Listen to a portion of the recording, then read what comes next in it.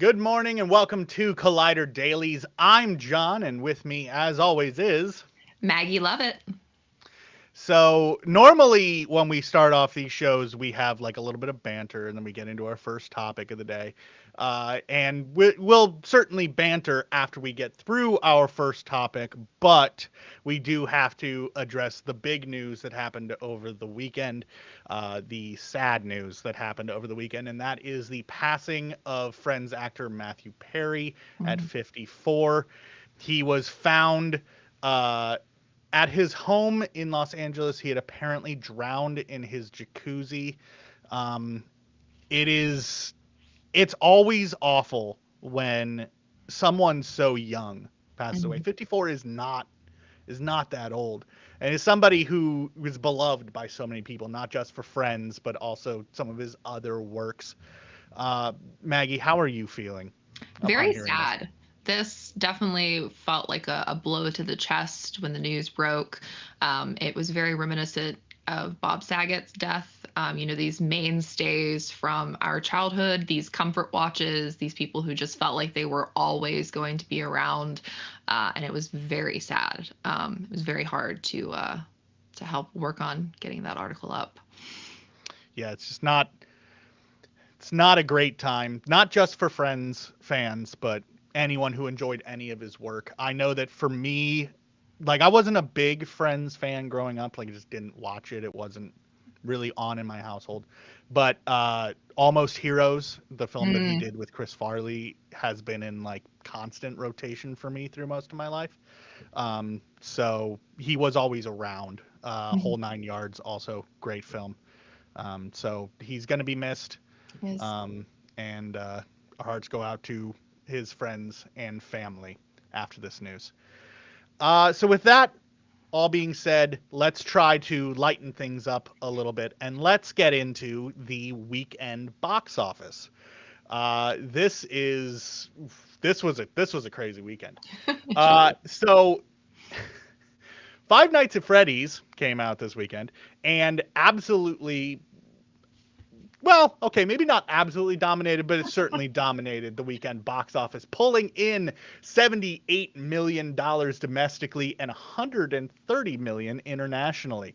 It is, of course, a horror film. It's an adaptation of a series of independent games about being stuck in a pizzeria with haunted animatronics and a whole bunch of other stuff. There's just so much lore that we could sit here for like 50 plus hours and still be horribly confused by the end of it. It's so true.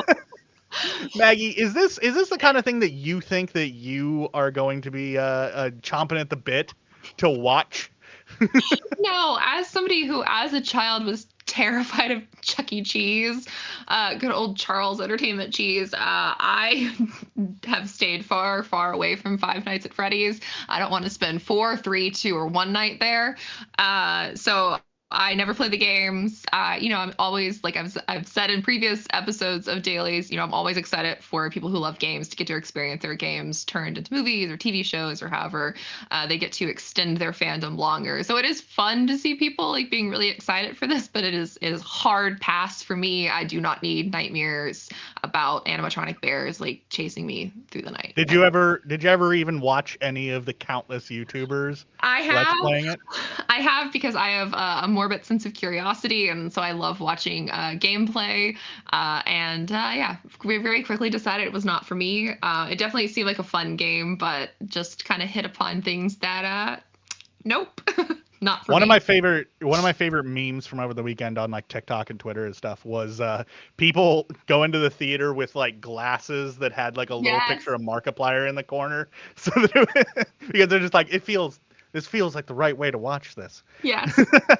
Oh god, But it was yeah, really funny to see people going to the theaters this weekend dressed up as their favorite characters. I think there's one character that, quote me if I'm wrong, isn't in the movie, and I saw a the lot of people. marionette. Marionette, A yes, lot and of people going to the theater dressed as the marionette, or expecting to see the marionette. Spoilers: the marionette is not in the film.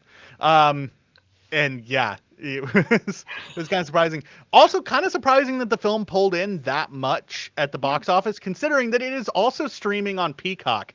Maybe that is like maybe there's that says something about Peacock and about Peacock membership that Mhm. people were actually definitely. going out to the theater as opposed to staying home and watching it.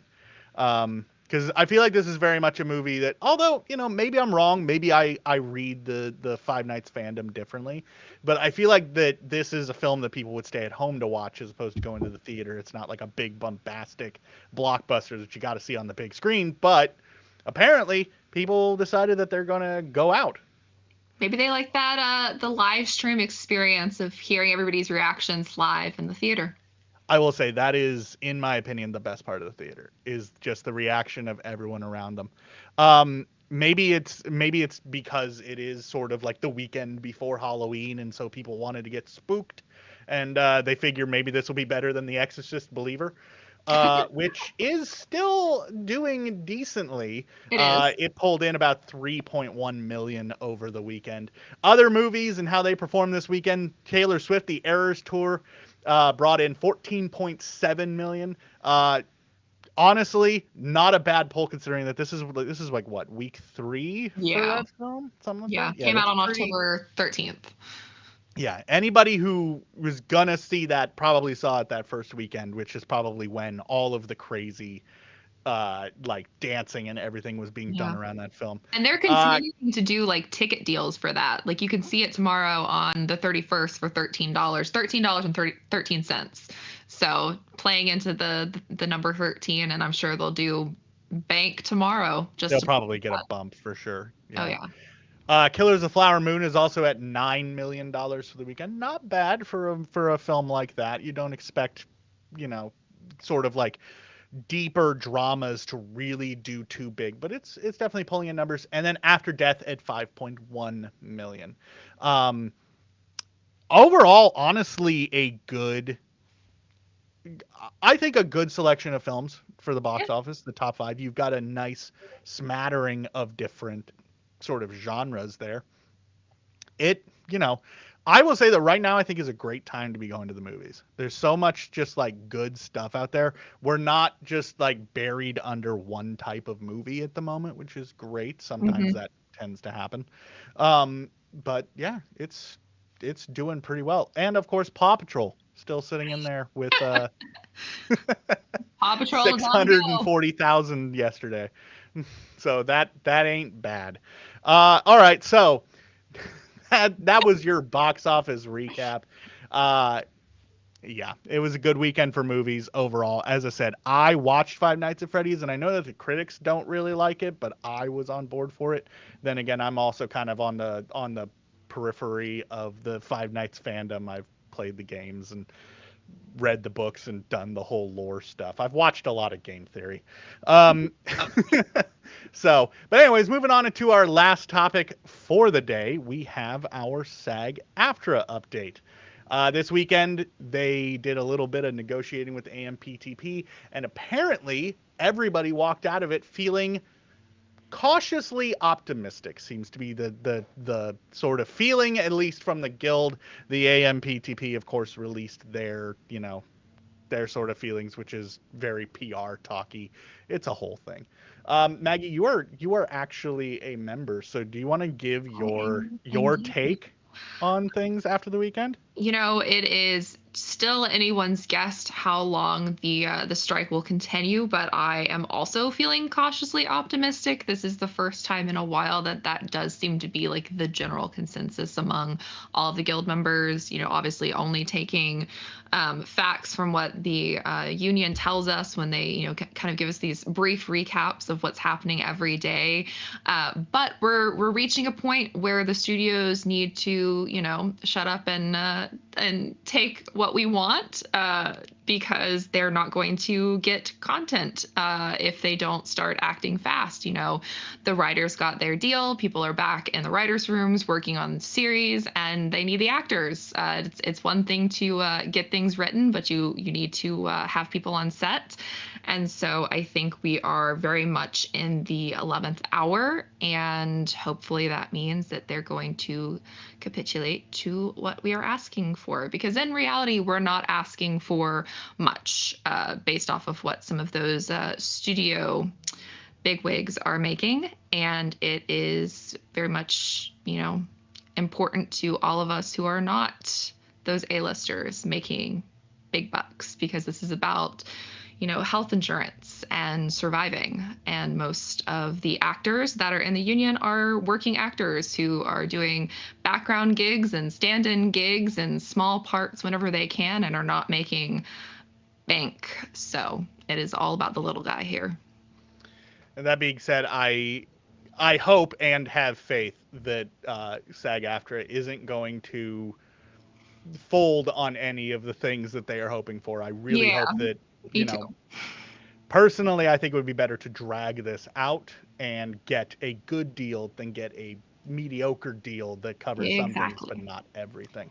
And I do think that, we are in a good place to hopefully get that. There was the letter that went around last week that was kind of pushing back against some of the rather silly ideas that some A-listers posited earlier in the month, that basically was signed by so many other big names and also working actors, the regular people among the guild, that basically said that we are willing to stay on strike as long as possible until we get a deal, which I think is a fantastic show. And it was also organized and kind of handled by our strike captains, who are out there every single day on the picket lines. And there's a really great show of Force today out there at all the studios in LA. So I think that anything less than what the WGA got is not going to fly. I think we are all in this together.